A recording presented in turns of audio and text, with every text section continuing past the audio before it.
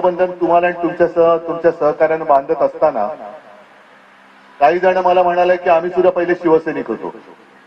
मग आता तुम्हाला सगळ्यांना शिवसैनिक होतात आणि शिवसेना सोडल्याबद्दल शिक्षा तर झाली पाहिजे आणि ती वसंतरावनं पण झाली पाहिजे, हो की नाही? बघा आता हे सगळे म्हणतात हो शिक्षा झाली पाहिजे की नाही. अरे हो की नाही? तुम्हाला पण मिळणार शिक्षा.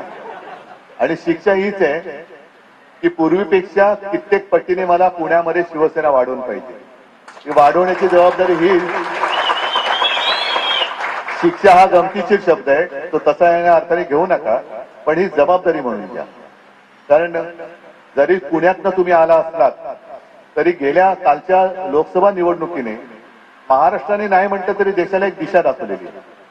जी लोकशाही आपली धोक्यात आणली होती, संविधान धोक्यात आणलं होतं, त्या संविधानाचा रक्षक म्हणून शिवरायाचा महाराष्ट्र पुढे सरसावला. आणि आपण जे नेहमी म्हणतो की महाराष्ट्र हा देशाला दिशा दाखवत आलेला आहे, ती दिशा महाराष्ट्राने दाखवली. आता ती होती ही लोकशाहीची आणि देशाच्या संविधानाच्या रक्षणाची होती. आताची लढाई जी होणार आहे ती गद्दारी, खोकेबाजी आणि लाचारीच्या विरुद्धची लढाई होणार आहे.